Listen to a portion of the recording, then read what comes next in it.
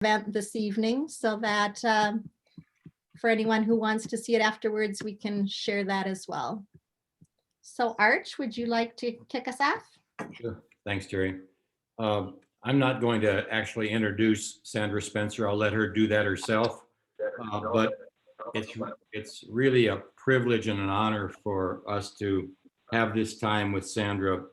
You know, she spent almost 20 years at the mission, came in within a year, I think, of when Father Greg arrived, and the mission and Father Greg are synonymous. And I think in general, the School Sisters of Notre Dame kind of many times get left out of that equation. And the impact that the School Sisters had on the mission, working with Father Greg and with the mission and with the people in San Lucas, is sometimes, I think, an untold story. And the influence that Sandra has had in her 20 years there is just immense. It's in the last few days talking to her, it's just inspiring to hear her stories and the significance of her contribution to the San Lucas mission, to all the projects that are going on, and her part in beginning those projects, and the footprint she left when she left in the early 80s is significant beyond anybody's understanding of the contribution she made. So it's a great honor for us to have this time with her and hear some of her stories. So with that, Sandra, I'll let you introduce yourself and tell us a little bit about you. Well, first of all, thank you everyone who is on here tonight. Some of you I've recognized, some of you I've known for a long time, and others are brand new to me. I come from St. Paul, Minnesota. My mom and dad were both born in St. Paul. I joined the School Sisters of Notre Dame, and I taught for 10 years before I went to Guatemala. I taught in St. Paul, taught in Winona, Minnesota. I went back to St. Paul, and then I went out to the New Ulm Diocese. I taught at St. Anne's Wabasso, and also at Clara City. And it was from Clara City. At that point, there was a note that went out, or a request that came for people to join. They wanted people to go to Brazil. I thought that would be a wonderful place to go. I had an aunt, a missionary aunt who was Presbyterian, who used to come back to St. Paul with wonderful stories about her mission experience. So I think that was in me somewhere or another. So I volunteered for Brazil and was getting ready for Brazil. Sister Gregor was home. And then all of a sudden, Mother Bernardia called and said that she had a talk from a visit from Father Schlagweiler, Bishop Schlagweiler. And Bishop Schlagweiler said that he was opening a mission in San Lucas in Guatemala, and he'd really like to have School Sisters of Notre Dame. So that was the end of Brazil and the beginning of San Lucas for me. That's how I ended up in San Lucas. That was about in 1964, before some of you were born. But anyway, I think when I first went to Guatemala, when I first saw the mission, or when I first saw the area that we were going to be living in, it was coming around the corner and taking a look at that incredibly beautiful lake. And coming from the land of lakes, I felt right at home. Except this one was 10,000 feet deep, and I don't think we have any lakes. We have 10,000 lakes in Minnesota, but we don't have one that's 10,000 feet deep. So that was, but it was a wonderful beginning for that. The other thing, yes, I was surprised that they had a welcome committee waiting for us, for Sister Medard and myself. We were the two that went down as Notre Dames in the beginning. Sister Medard Swaber and myself, and they had a wonderful little welcoming for us. The convent was not ready, it was being built, but behind the church, in between two buttresses, there was a room. And that was our first convent. It was a room. And no kitchen. We shared almost everything with the priests that in those days. The priests were living in what eventually became the first clinic. There's so many things in movement in those first years. And then after that, we pretty well, maybe it was about a month or so that we moved into the first 2 bedrooms that were ready in the convent. I think that was it. We were sent to, the hope was that we were going to start a school. Education was very important to us as school sisters of Notre Dame at that point. But we were not ready with Spanish. One of the ways that we were learning Spanish, we didn't have a lot of preparation going in. But I remember Sister Medard and I made flashcards, and we learned nouns first, and we put these nouns from English to Spanish all over the house. So we knew how to talk about and we learned construction vocabulary first. So we learned about walls and ceilings and floors and all that kind of thing.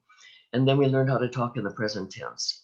So it was not quick going in the beginning, but we did do a lot of visiting around town and around the small pueblo. There were probably two main roads at that point, going north and south, and maybe 4 or 5 going east and west. Only one was paved, and it wasn't paved. They were cobblestones. It was a lovely little, very little town.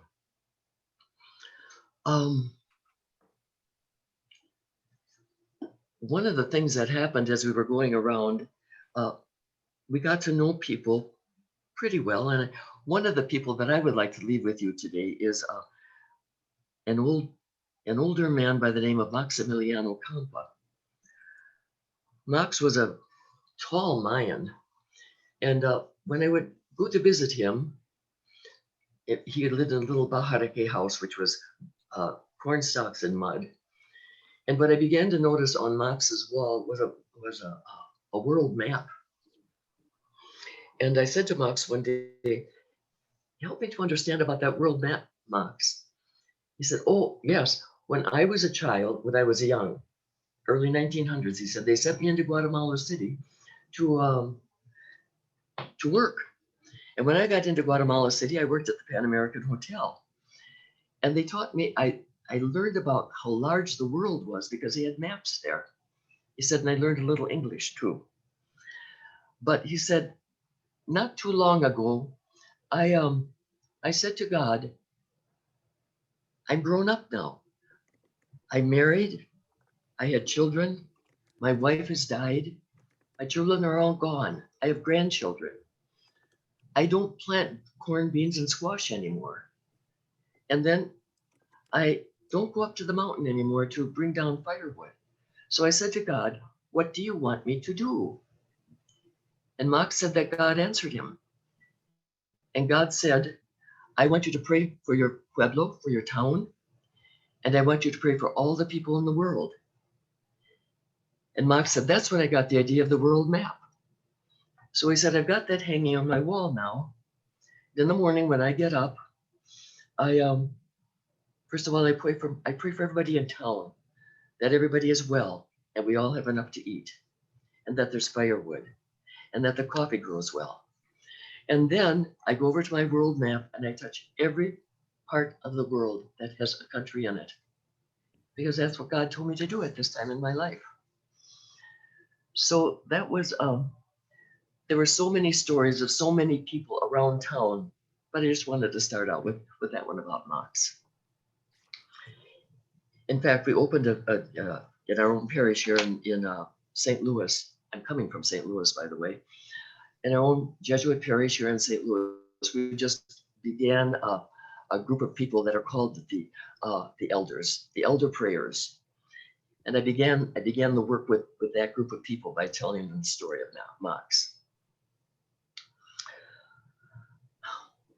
Arch, what else? Where should I go from here? Yeah, thank you. Terri, do you have a question for her? Yes.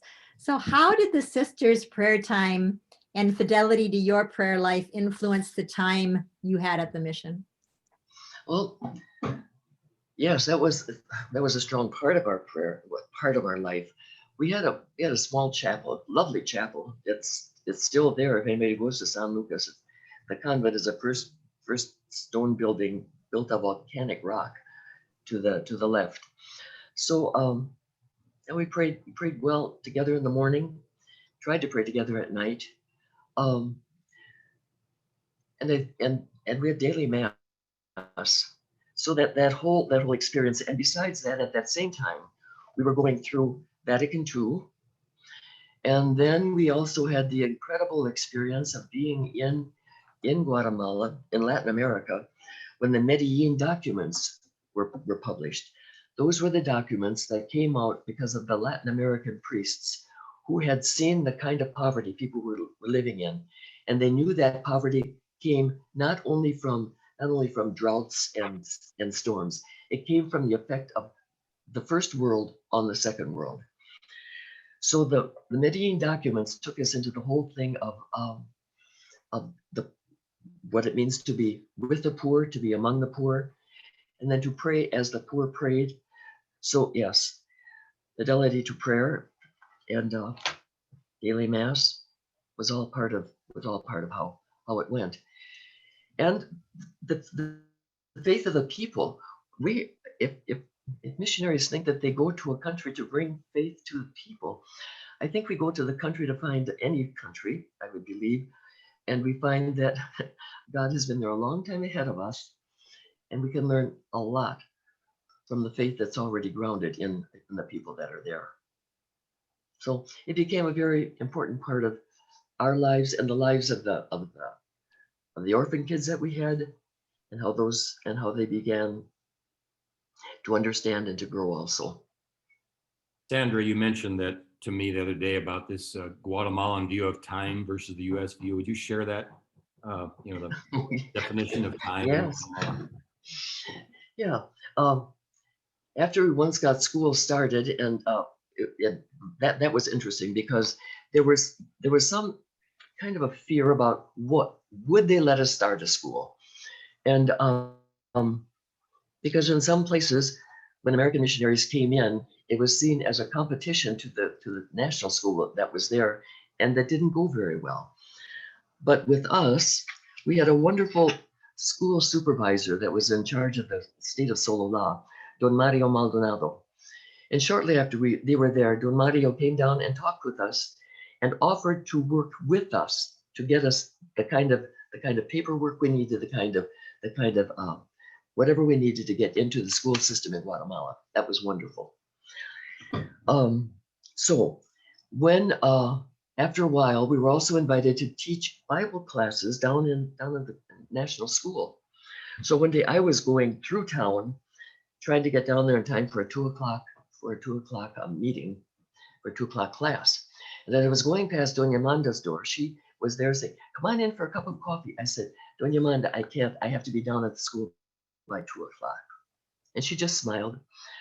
I came back around 3. This was for a half-hour class. I came back around 3, and she was still standing at the door. And she said to me, "How did class go?" I said, "Oh, it was fine. I think it was good." She said, "What time did you start?" I said, "Doña Manda, we started about 2:30. "Oh," she said, "you Americans." And she held up her and pointed to the watch on my wrist. She said, "You Americans, this runs you." And then she patted her heart and she said, "For us Guatemalans, our hearts run us." So I learned a lesson about time. And the time what I think I learned was, when you say an hour like 2:00, anything between 2 and 3 is the hour of 2. And that makes sense, doesn't it? Yeah, okay. That's really Something good. like Thank that. you. If any of you have tried it, you have experience of it, yes. Yeah. Well, the other thing that happened with school that was interesting, I think, in terms of how things went, but we didn't even talk about beginning and with preschool and kindergarten, all of that kind of thing. So I'm between two stories now. I think I'll finish off with Don Chalo. Professor Chalo was the professor in town that took over after Don Mario retired. And after several years, and we had been training teachers, I said to Don Chalo one day, to Professor Chalo one day, I said, I wish you would stop offering your teachers, the teachers that you have, higher pay than we can pay. And he just kind of smiled and laughed and said, I was wondering when you would catch on. I said, what do you mean, Professor Chalo? He said, because you keep training good teachers, and we need good teachers. So stop thinking about getting teachers ready for your school. Start thinking about getting teachers ready for the state of Sololá, El Departamento de Sololá. I said, I've got the message. Yes. The way we started school was Sister Medard and I, there was no school there, but there was the parish hall, which I think now is called the Biblioteca, the library. And so we divided that kind of into two parts. We realized that we were going to have a challenge because so many of our children, the Indian children, did not speak Spanish. They spoke Cachiquel. So to get them ready to come into school, we decided that we would work with a preschool. We called it pre-parvos, pre-kindergarten. So we started those children out earlier. Sister Medard worked with them and with Dora Aguilar, and also with an Indian woman whose name I'm not going to remember right now. I'm forgetting some names, so please be patient with me with that.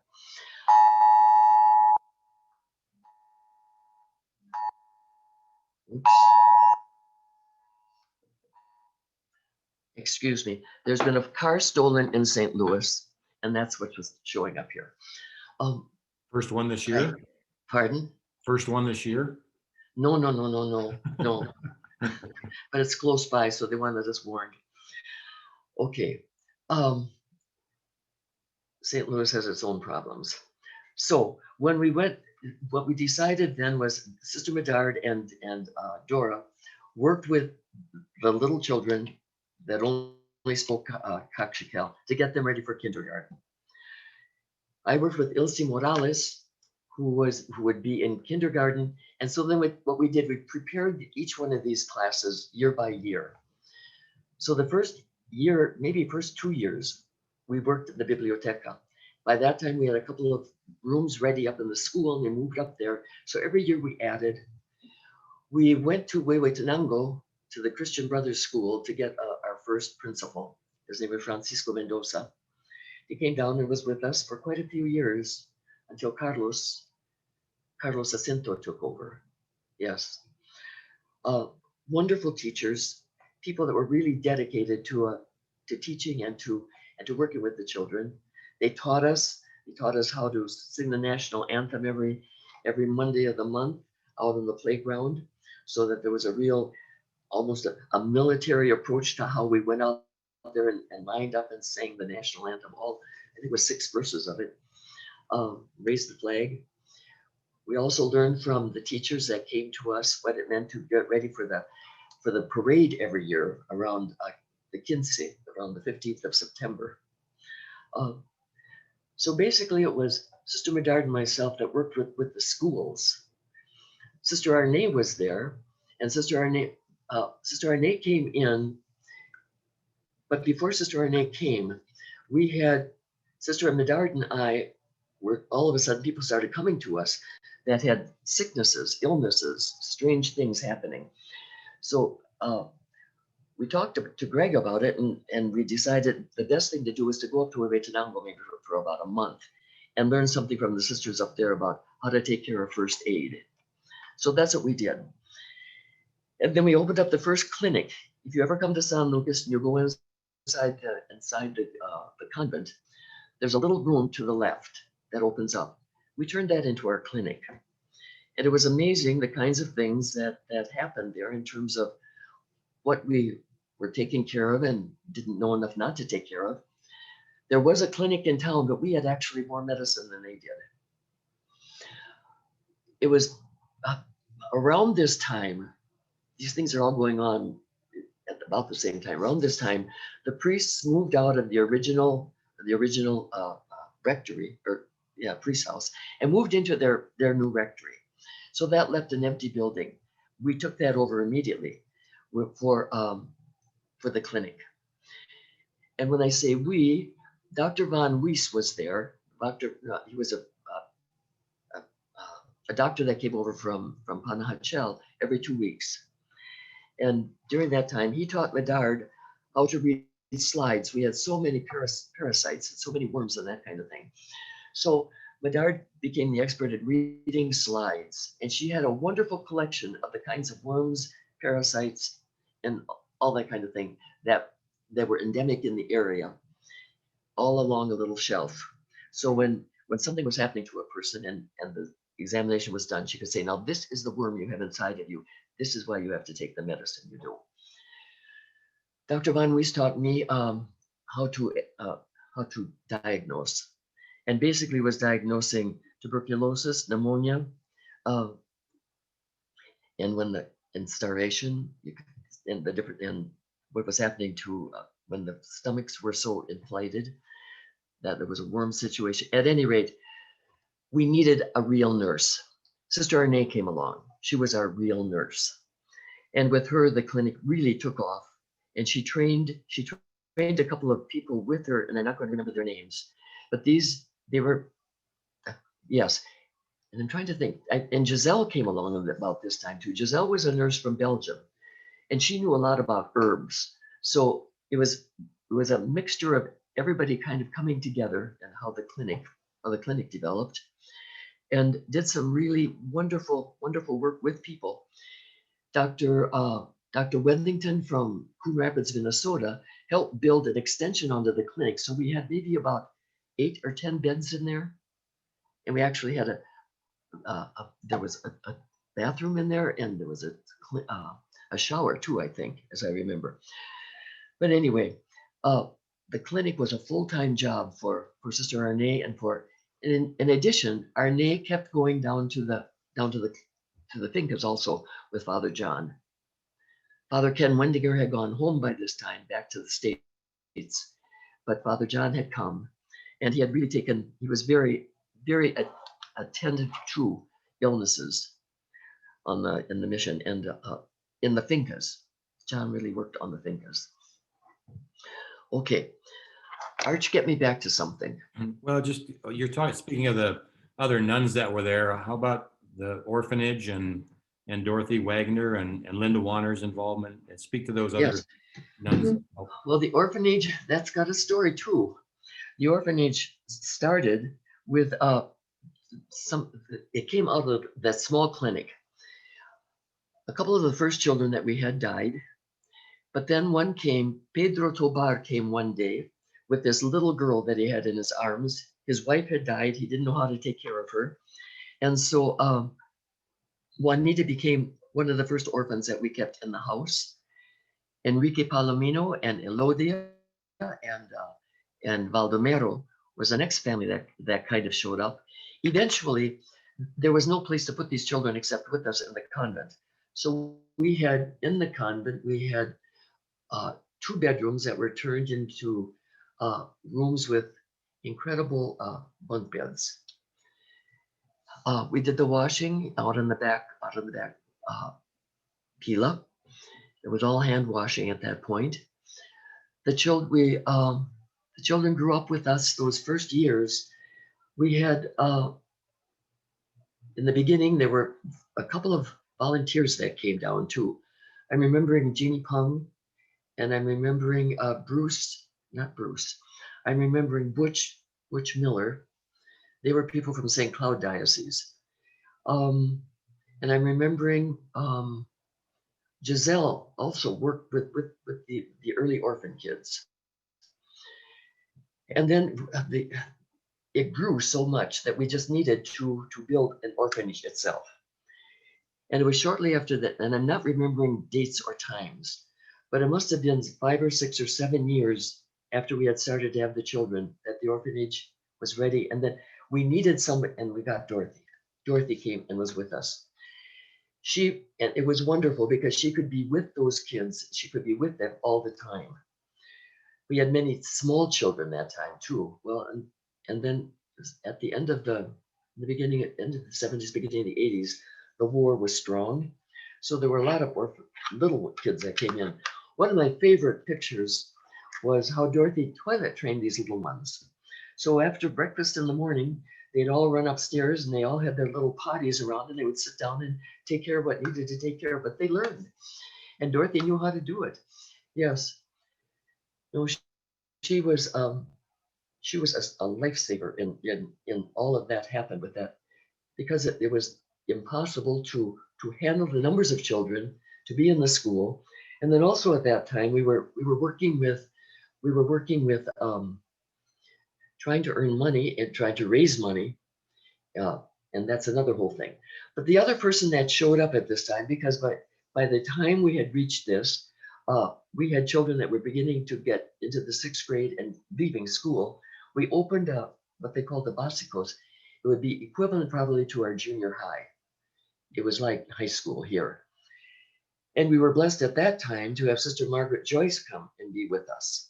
And she dedicated her life, and her life's blood and her life to the basicos, and really trained Juan Juarez how to take charge of that school. In fact, he now has a huge high school, basicos, in town. That was at the parish is closed and has become part of the grade school at this point. Each one of the sisters that came, that joined, was totally involved in the work that they were in, and gave themselves. It couldn't have happened without that kind of movement back and forth. And we prayed together and we ate together. One meal a day for sure. We prayed together one time a day, and we ate mass together. The other thing that happened after Sister Margaret Joyce left San Lucas and went down to the coast. I was in Rio Bravo for a while. But then we got to have Sister Linda Water with us. So Linda moved into the Basicos and brought with her an incredible music talent besides. She's a great guitar player. So she went in and kept the spirit and the learning and the work in the Basicos going. In addition, by that time, the children had learned to sing pretty well in church for the masses. But Linda added to that with the guitar, and I think she brought in also the marimba after a while. Anyway, it was a joy, and it was wonderful to go to the masses that the children were at. And I don't know if that went on the Sundays or not. Whenever the Casa kids came to mass on Sunday, though, the singing was full. They sang well. Yes. Father John, at this point, he was not only interested in, he went around to every one of his fincas. He was very concerned about the health of the children, but he was also of the people, but he was also concerned about the education of the children. So it was through his work that we got an old bus. Well, I shouldn't say an old bus. It was not a new bus that came to San Lucas. Yes. And that bus filled with kids every morning and just came up the side of the mountain and brought the Finca kids up to school. And that was all part of John's dream and John's work. And I think that there's a school down in the Fincas right now. I'm not sure of that. But all of that and what has happened, the growth that has happened in the Fincas is part of Father John Goggin, who came to San Lucas and never went back to the States. Still, I hardly recognized him when I saw him on the Zoom. Yes. There are schools named all over the place for John Goggin, so he's well represented down there in the Finca, sister. Hey, can we switch gears a little bit and have you speak to your association with Father Stan Rother and how you worked with him and the violence in the San Lucas and Santiago areas? Yes, those were the early 80s. Yeah. Now, Father Stan was our next door neighbor around the just going around the volcano onto the other side to Santiago Atitlan.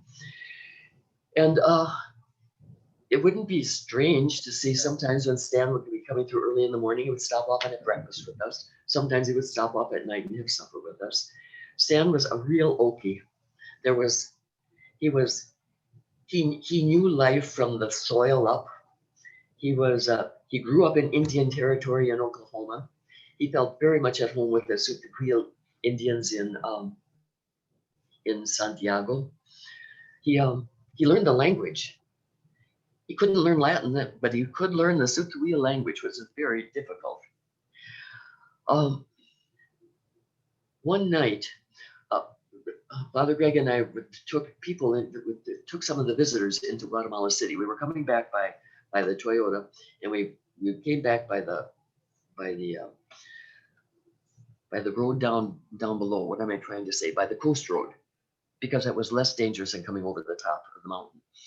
So we were coming back, and as we turned up to come from Cocales to come up to San Lucas, we were stopped by machine guns, by soldiers on both sides.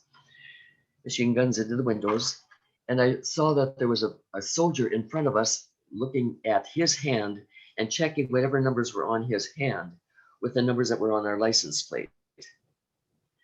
They didn't match, and I heard him say, "No es Padre Francisco." It wasn't Stan. So we knew immediately that they were after Stan. We drove on. If we had tried to get through that, there was a machine gun nest about 50 yards in front of us waiting on both sides. They let us go. When we got back, Greg sent a driver and catechists immediately over to Santiago to get Stan packed up and out of Guatemala that night. That's when he went back. But we all know he came back to Guatemala. He said a shepherd can't be away from his sheep. We had a great celebration over at Santiago for the Feast of St. James. I left and came home to Minnesota to do some fundraising right after that. And I heard, I'm not exactly sure how I heard it, but anyway, I did talk with Linda. She knew how that story went and what happened early that morning, as I recall. Now, Linda, you might have to, are you on here? I'm not looking here. If Linda were on, she would have to retrace. This is what I'm remembering. I'm remembering that about 5 o'clock in the morning, when the first bus comes through from Santiago over into San Lucas, there was a knock at the door. The Carmelite sisters that were in Santiago at that summertime, or for whatever it was, they were at the door. And they told Linda that they were very frightened. By the way, these are the sisters that witnessed the murder of Romero in Salvador. So they had a sense of something not being right. They heard fighting, they heard shouting, they heard gunshots, and then they heard silence. And they were fearful that something had happened to Father Stan. So Linda went over and told this to Greg. Greg and a couple of the catechists went over, and they are the ones that found Stan. One of the stories that comes out of that, though, was I heard the catechists and I heard the fathers talking afterwards. They said that Stan had both of his fists were black and blue. So as men will talk to each other, I suppose, they said Stan got a couple of good ones in before he went. The story that, as I recall, that Linda talks about, well, one of the things I know we did, we collected the blood of martyrs, of ministers, priests, catechists, and we saved that blood because it was blood of martyrs. The people wanted to keep Stan's body. His parents are still alive. They wanted the body back. The people said, well, can we have his heart? Because there was going to be an autopsy to prove how death had happened. And the parents generously said, yes, you can have Stan's heart. So in those days, there was a mason jar, quite a large mason jar. And they had blood and heart, and Stan's heart in that mason jar. The story, as I recall it, is the day of the funeral, the people in Santiago had made a coffin for Stan. And right behind that coffin, the head catechist that year walked with Stan's heart and blood. Then he put that heart and blood on top of the casket for the mass. At the time of consecration, this head catechist got up and took this mason jar and walked up to the altar. And after the consecration of the host, when the priest said, "This is my blood shed for you," that catechist, inspired in some way, held out Stan's heart and blood over the people. This is the blood shed for you. That story, I never heard that story afterwards, but it just says something about the present, how the people understood what was going on in their body, mind, and spirit, and how the presence of God was with them even during all of this kind of incredible violence and death. Yes. So that's something about Stan. Yeah, thank you. How do you describe the difference between Father Stan and Father Greg? You spoke to their personalities and. Well, now that's well, to put it shortly, maybe. I think I had mentioned before, Stan was an Okie. I think Stan saw things pretty well black and white, and that's pretty what he called them. And I think Greg was pretty much of a diplomat.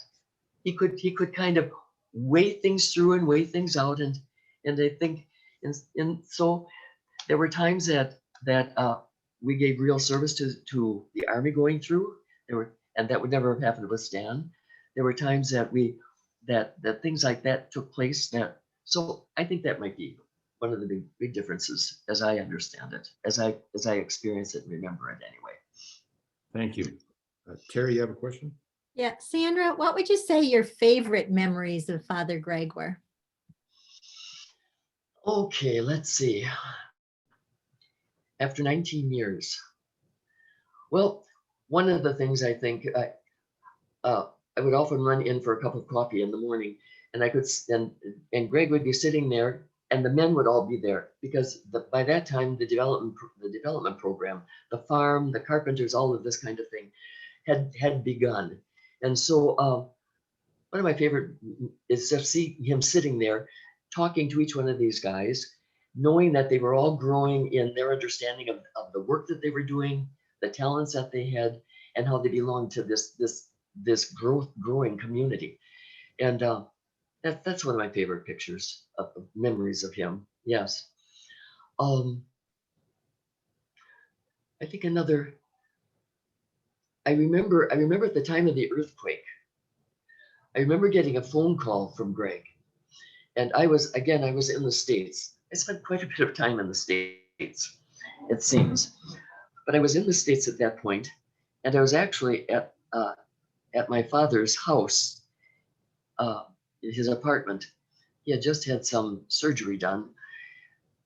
But when Greg called, he talked about the fact that what he was worried about was that so much damage had taken place around Guatemala City and around that area of the country, that he said he was really fearful that with the damage that had been happening in our area and up in the hills and back more towns, that would not be attended to. And so if there was anything that could be done that could get some kind of help down here, he really sounded like this has to happen, as only Greg could sound. Yes. Well, I really didn't have to ask for almost anything, because what happened, there was a group of visitors in San Lucas at that point. And I was with my father. There was a phone call. The phone call was from a group it was from the group. They had gotten out of Guatemala and into Mexico, and they called to let me know that they were safe. Immediately after that, there was a knock on my father's door. WCCO, KSTP, and WLOL were at the door, wanting to know what were we doing about getting Americans out of Guatemala because they were in danger. And I could tell them at that point that I had just heard from Guatemala. They are already in Tecunuman in Mexico, and they're on their way home, and everyone is safe. That went out, and within the day, people started sending sending lumber, nails, sheets, pillowcases, every food, everything possible to the Epiphany Convent in Coon Rapids. The sisters moved out of their community room up there, and we packed that place. It was just absolutely filled with things, and money was coming in also. And I remember Father Reiser saying to me, I don't know how much more weight that community room can stand before it falls into the basement. So I thought, well, maybe what we need to do is get a hold of a plane. So I called the American Embassy in Washington. I called Washington, D.C. to find out if we could take a plane into Guatemala. And they said, no, it's too unstable. But I also realized that ham radio operators were very active in those days. And I gotten to know a couple of them pretty well. And so I said to one of them, would you get a hold of the wife of the president of Guatemala for me? And he said, well, we can see what we can do. Because I thought, we have to get the stuff we have to get them out of the house, and we have to get it down to Guatemala. And if anybody could help, it would be another woman. So I got the wife of the president on the phone, and I told her where I was from, what we were doing, and she said she'd heard of the mission. And I told her what we had ready. Oh, she said, by all means, you just come. You come. When do you want to come? We'll have it all ready for you. Well, the day that we left, I don't know how many National Guard trucks we had, but there had to be at least a dozen of them that we packed to go out to the airport, put in the cargo plane. And then as we were taking off, there was an incredible sound in that plane, and they stopped, and we had to go back. They told us that we had taken off. We could have taken off, but we never could have landed. We were saved that night, but we had to unpack the whole plane and put it back again. Okay. And we did take off the next day. One of my favorite memories of Greg was when he saw the cargo plane and knew that he had a plane full of all of this to take out to San Lucas. It was like, if you'd open the gates of heaven. That's what he looked like that morning. Yes. That was 1976. Dorothy, you were there at that time. Yeah. That was Thank you. Sandra, you also, speaking of the embassy, you told us a story about being called into the embassy. Can you relay those facts about you being called to the embassy for? Well, we were all, yes, we went in, the priests and ourselves went in, and so did the Lutherans and the Methodists, and the Lutherans, Methodists, and UCC people who had cooperatives and things like that around Guatemala, and some small churches, that kind of thing. There were evangelicals that had come into the town, but they were not called in. The president by that time was also becoming an evangelical. Very interesting, the connection. But when we got there, we were told that our embassy the Guatemalan government had reported to the embassy that they were suspicious of some of the things that we were doing, because we had cooperatives, and we had schools, and we were training people for things that didn't seem to fit in with the national security system that was in vogue at that time. And so our embassy said to us, the U.S. embassy said that they could no longer offer us the kind of protection that they had been able to offer before. So would we please consider leaving the country? And I remember before we left that day, among all of us, we said, we will not be leaving the country. It would be too dangerous for our people to pull out. The people, the areas that we were in, it would leave them too vulnerable. So that was it. Something else that comes to my mind, Arch, as I'm thinking about this, are the visitors that came to Guatemala. And I just want to run through some of these names, because these are people that helped us so much way from the beginning. I'm remembering some of the first people, the Hoffmans, Oscar and Frida Hoffman from Cyril's, Minnesota. Those people whenever we came back, those first years we had no car, Oscar would take us around all around the diocese. Phil, I'm sure we ran into you someplace with Oscar and Frida. I'm pretty sure that would have happened. Yes. We also, our first visitors came from Marshall, Minnesota. Father Joe Neudecker was often down there. Bishop Schladweiler came down. So did Bishop Lucker come. Don Nyson, Loretta, B and Diane Karen. I remember so well too that we had couples that came. Bunny and Al Iverson from Wilmer and their son Bruce. They were with us for a whole year. Carol and Bill Leopold came with their 3 children and stayed a whole year. And they were down from Southwest, down by where Dorothy used to live in that area, Southwest Minnesota. Yeah, I can say Minnesota. And we had Giselle and Gustavo. Giselle was the Belgian nurse that came and was with us, and then her husband Gustavo. Incidentally, I was able to be with Giselle in Belgium 5 years ago when she died, and that was just a privilege to help her in her passing. So, way in the beginning, the whole thing of visitors started to come. Yes, we always needed you. Thank you. Yeah. You told me a story about the measles epidemic. Can you speak to that occurred when you? Well, that was those first years with before Sister Arne was there. Maybe it was the second year. Yes, all of a sudden we realized that children were dying. We had a measles, a very difficult measles epidemic. That was, in the end, it took between 100 and 200 children. We had no vaccine. And that feels so, when I hear people refusing vaccine today, I think you could only have seen the result of no vaccine in our pueblo during that time. The lineup of small caskets that were being brought in. Yeah. Mumps was another thing that came through. Tuberculosis was very prevalent. Yeah. But the measles epidemic was there, yes. Thank you. You're welcome.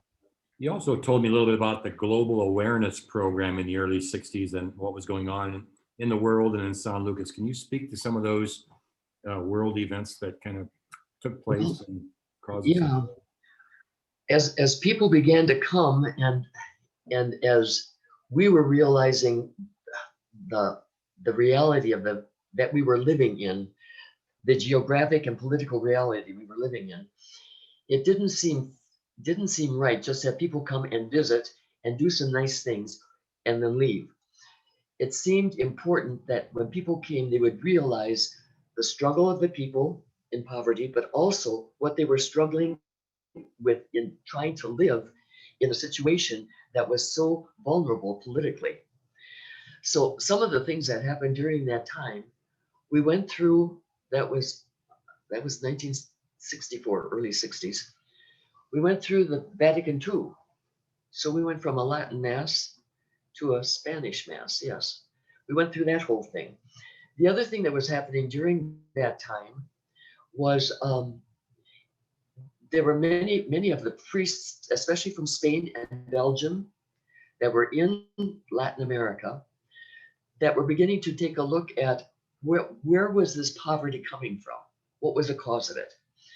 And so often it was in relationship to first world countries and what first world countries were demanding of places like Guatemala and Salvador and Honduras because of the kind of land they had, the kind of food they grew, and all this kind of thing. Anyway, there was a connection made between poverty and first world.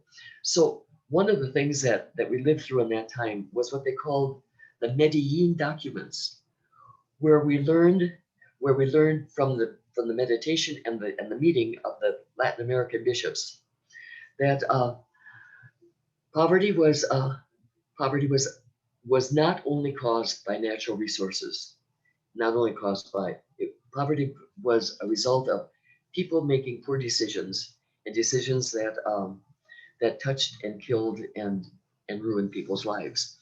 So it seemed important to us to have to have some time when people came to, yes, to go in various places and work, but also to come together to hear about what was happening, what was the relationship between the United States and Latin America, what was the relationship between the church, what was called at that, what has become to call the Liberation Church, and then the more conservative church. The thing that was happening at that time that was just so fascinating was that until that time, the Latin American church was completely submissive to what was going on in Spain and Rome. Council of the Indies. When the Latin American priests got together in Ceylon for the first time, that was radical because they got together without permission of the bishops, without permission of the bishops in Rome, Spain and Rome. And then when they carried that further to understand where the poverty was coming from, and saying and taking a look at that kind of experience, that whole thing of being a church of the poor and coming to understand that liberation meant freedom to be the kind of human beings that conquered poverty. All of that was important for people to understand, that as Americans coming in, and I don't have all the details with me right now. I need to get it. Anyway, as Americans coming in, we had to understand what we were coming into, how much of this was a result of our own government making decisions that took land from, for example, the United Fruit Company, taking land out of Guatemala, thousands of acres, taking land from people in Honduras and also in Salvador, and what happened because of all of that. And then the relationships, the family relationships that existed between people in those countries and in our government. It was at that time that Rockefeller said that, as he said to Nixon, we're going to, the United States government has lost an ally in Latin America because they have made an option for the poor. That's what they're calling it. Their liberation theologians are telling them that's what needs to be happening. So that kind of reality was important for, it seemed important. And I think as I understand, continuing going on with that kind of understanding, it was something that was present for people as they came in to get a broader picture of how this all happens and when it happens and where some of the causes are. Sandra, was that part of the reason why you developed the walk from St. Paul to Guatemala or whatever, was to make that more of a prevalent or people to know about that? Yeah, yes, it was. Yes, of course it was. And I remember Greg saying, if poverty is close, third world poverty is close enough to walk to. And so, yes, we started on the feast of St. Luke, October 18th. Yeah. And then finished, I guess we finished the feast of San Lucas. Forget where we started. But anyway, that was basic for that. And added to the fact that we needed funding. Yes. Yeah. Can we switch gears and can you address any of the maybe myths or Mayan stories that you remember that touched you? Well, there were quite a few of those. I think, well, the quetzal bird is the national bird of Guatemala. It's a beautiful bird. Long green tail, kind of in two parts. Red breast, kind of some white around. You probably have all seen that. The name of the money in Guatemala is the quetzal. When it builds its nest, it builds it in a narrow tree so that there are two holes. The bird can be in the middle, and then it can come in one side and go out the other so that its tail can follow along. Now, how did that bird come to be colored in that way?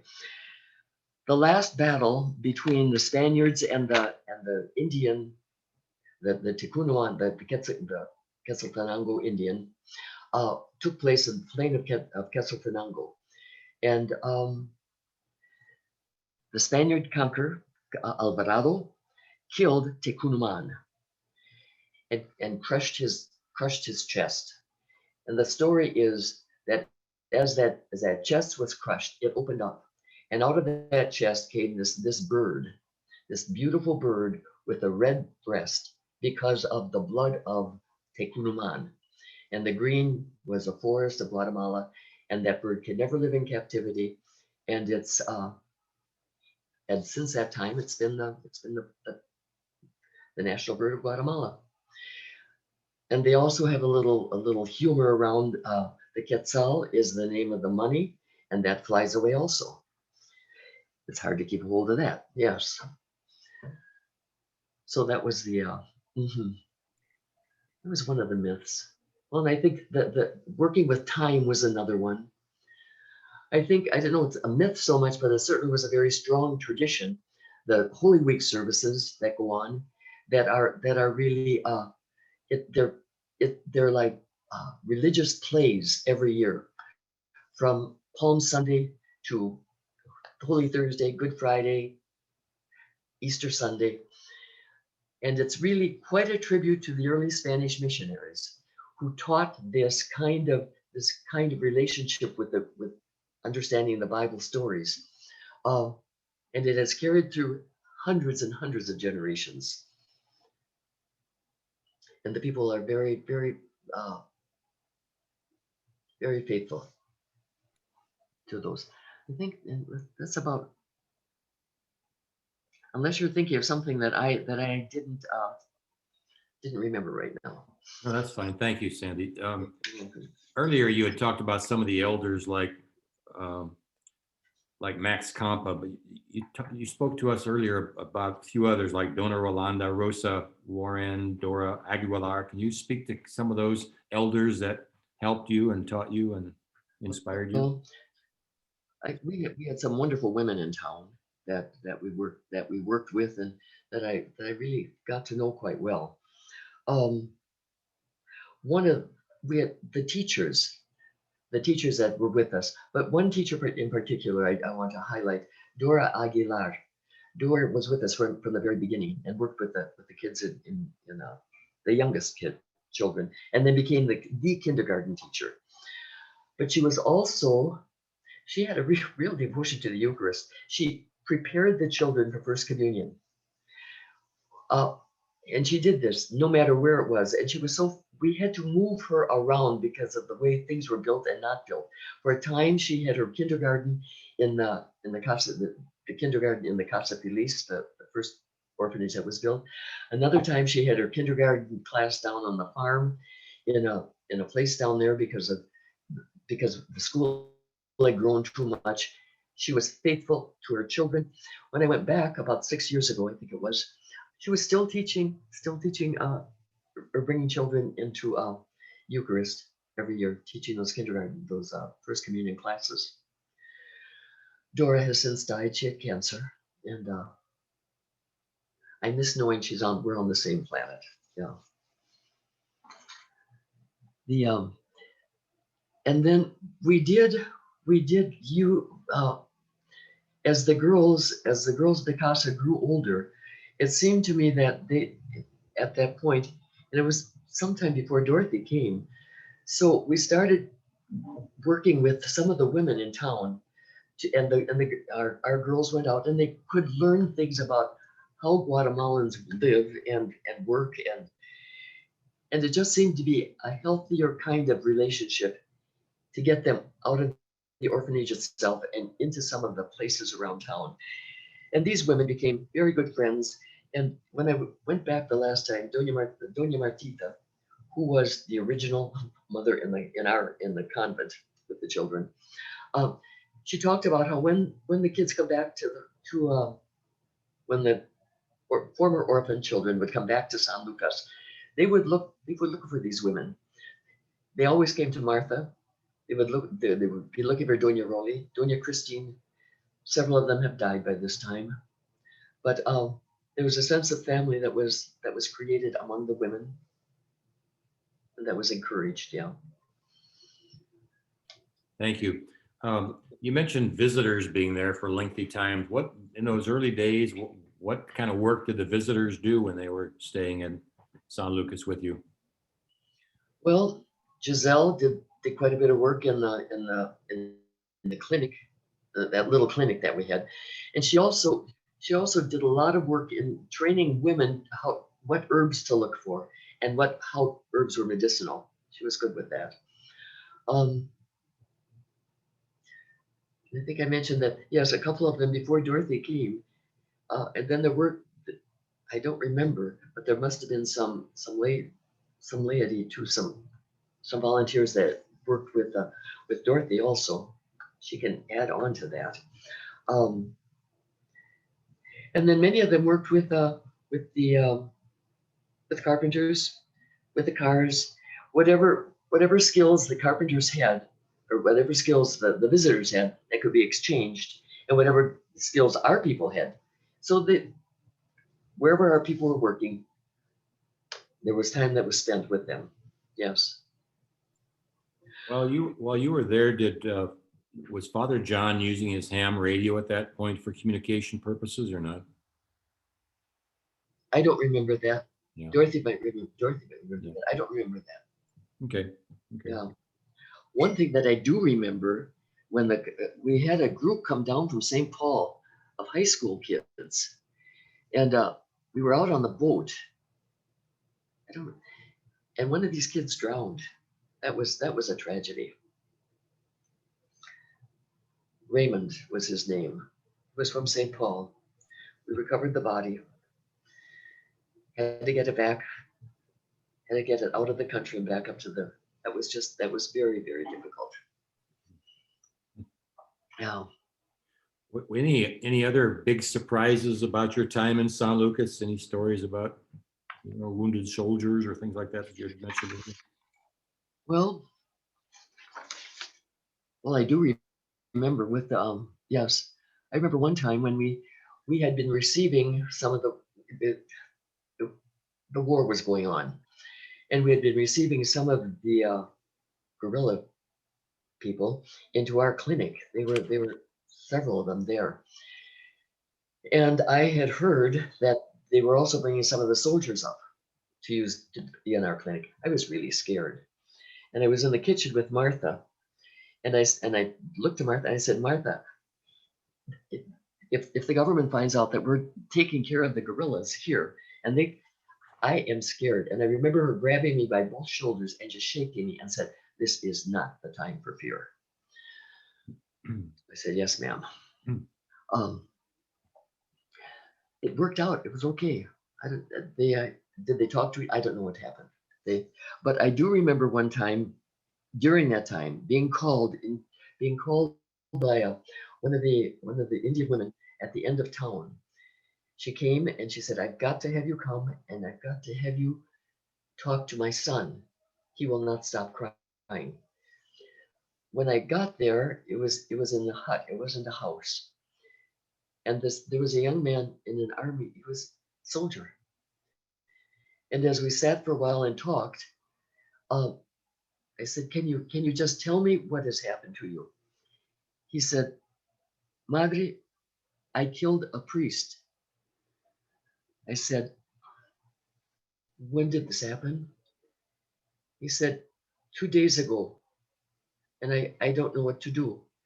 I said, well, tell me what kind of danger were you in? He said, there was someone right behind me that had a gun in my back. And there was somebody behind him that had a gun in his back. If I didn't kill the priest, I would have been killed. So I killed the priest. That kind of a situation and that kind of a reality, and what it put our young people into, and the scars that, the kind of healing, the kind of forgiveness, it gets to be a very real walk around the world. Yes. Thank you. Yeah. Terry, you have questions? Are there questions from the audience?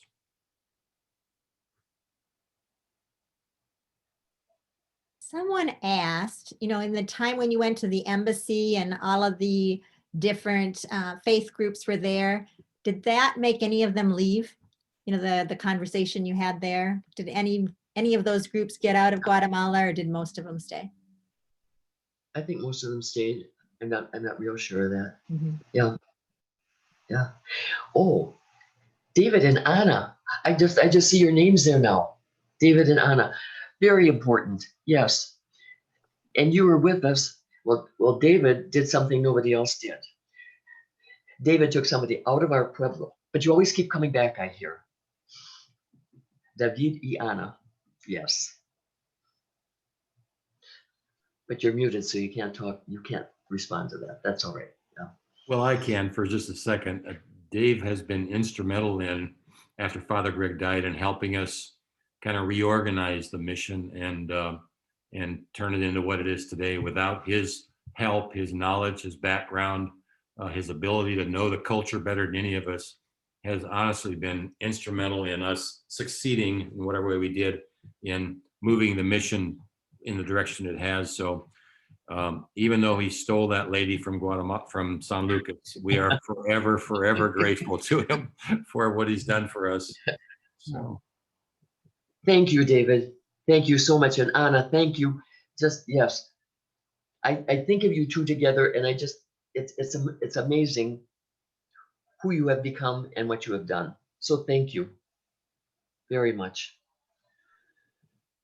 one of the questions, what did your fundraising efforts involve when you came back to the United States? Did you come back for lengths of time, and what you stayed primarily in the New Ulm Diocese, or how'd you go about your fundraising efforts? Well, I think we all had our chances at it, didn't we, Dorothy? Yes, we all came back fundraising. The when I think back, it was fundraising in the diocese, yes, and also up in the archdiocese. And then there was a lot of writing. A lot of writing of proposals, and then going to the foundations to get some serious money to support some of them. And then pretty often Greg and I would go up together to do that kind of talk and then there was a time that we went up and took out a loan. And so some of that kind of thing, yes. It seemed that almost every other year. And then one year I did stay up completely, and that was to get the mission office started. And Father Dave Roney took over after that. Okay. Father Tom Cavanaugh came down and stayed, yes, in his later years, in his retirement. Yeah. How long were the School Sisters of Notre Dame in Guatemala, in San Lucas? Do you know how many years? Linda would know that. I don't know that anymore. 64 to 81, and then Linda was there after that. And there still are sisters in Guatemala. I think there's still sisters in Guatemala. Yes. Yeah. So we can open it up to participants. Are there questions from the audience that would like to ask Sandra? Is Father Greg Schaefer, is the young Greg Schaefer on here? Yes. Where are you? Hey, There you are. how are you? It's good to see you. Good to see you too. I've been praying for you in Venezuela. Are you there yet? Are you still there? Yep. Yeah, still here. Father Greg, how are things at the mission in Venezuela? It's pretty challenging right now. We're being hit hard with the COVID, and it's affecting a lot of people. Got a more aggressive strain from Brazil, and medical systems kind of collapsed. And so we're just doing what we can, taking everything one day at a time. But I got something to share with you. I heard from Maria Medarda 2 days ago. She wrote to me via email. And so I was just asking her how things are going for her and her family, and if they were affected much by the COVID. And she was telling me that she married a fellow from the Casa Feliz. I don't know if you remember him, Dorothy, named Hugo. And he came from Quiche. And, and I guess Maria was telling me that his father was one of the martyrs that was killed and just beatified last week from the Quiche area. I don't know if you've heard about that. There was 3 priests, and I think 7 lay people that the Holy Father named as martyrs that were killed in Quiche. And that was kind of, Father Greg knew the mother and accepted a couple of the kids into the Casa Feliz. And then Maria Medarda married one of them. And it turned out her husband's father was one of the martyrs. So they went to Quiche for the beatification. That's wonderful. And Father, are you able to travel between Venezuela and the United States freely now or not? No, it's been a couple of years since I've been back. So a lot of visa problems. I can leave the country, but I wouldn't be able to get back in. Okay. Well, I really do. It's amazing, but I do think of you often and pray with you and for you, Greg. Well, all of you had a great influence on my life, and it's just kind of helped me to so much I've learned from all of you being there and the times I got to spend with you. I learned a lot. So it really helps me, kind of what's going on here. So I'm really grateful for that have the opportunity to spend so much time with all of you there, just listening and learning from you all. Just something very, very special. Thank you, Father. It's amazing. Spirit works. Yes, Spirit works. Are there any other questions for Sandra before we close? Not a question. Sister Sandra, this is Bill Peterson. I'm current executive director of Friends of San Lucas. Oh, all right. I just want to say how incredibly grateful I am and we are for the work that you did in those formative years. I know Arch would concur with this, but we stand on the shoulders of giants and we tend to think of a particular giant, but there were many, and you are certainly one of them. And your work, your faithfulness, your commitment to the people of San Lucas has put the mission on a track that it's on now. And because you also faithfully steered its course, we are where we are, and we are just so incredibly grateful for your faithful service. So thank you. You're welcome. It's all a work of the Spirit, isn't it? And then, yeah. And then how the Spirit has found each one of you. And it goes on. And it keeps us united, it keeps us coming together. That all may be one, please. Yes. Well, Sister, So thank you, Bill. Sandra, it's been wonderful listening to you tonight.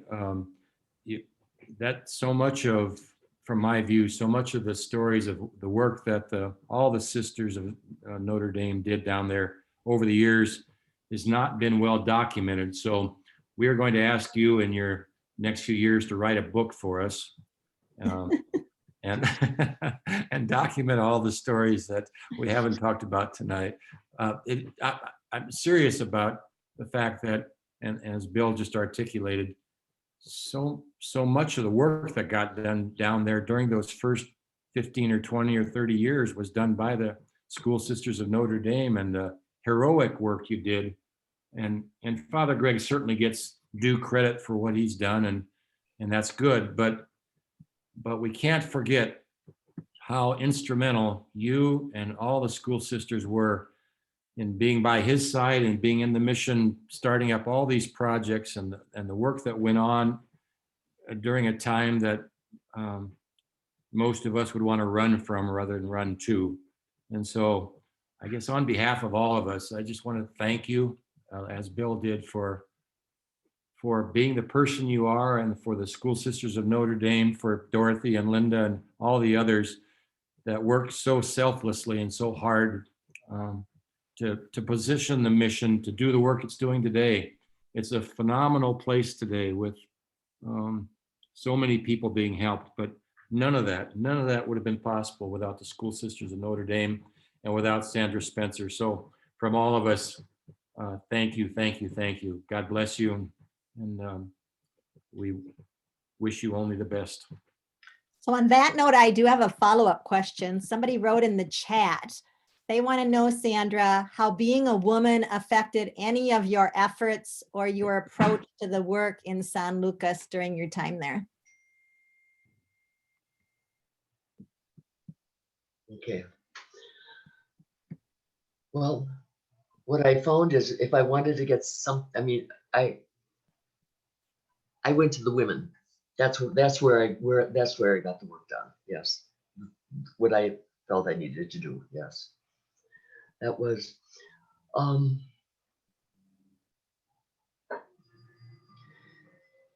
the women that I worked with in San Lucas knew they had a sense of themselves. They knew who they were. They knew what they were about. They understood their history. It was, I just learned so much from them. I grew in confidence.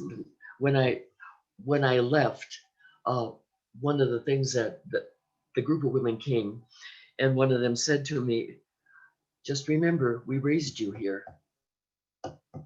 Yes. Yeah, that was and they did. I learned from them. And and then I did see them and one other time. I could not get back to San Lucas, but I got as far as Esquipulas. I came in from Honduras. And a group of women came that time, way over to that part of Guatemala. And I said to them, why in the world did you do the money, everything that you did to come over here? And again, their work with me and whatever happened. But they said to me, one of the women said, we came because we had to see if you're still living out of the heart we gave you. And that, so I use that as a particular example sometimes. What is this heart doing now? Yes.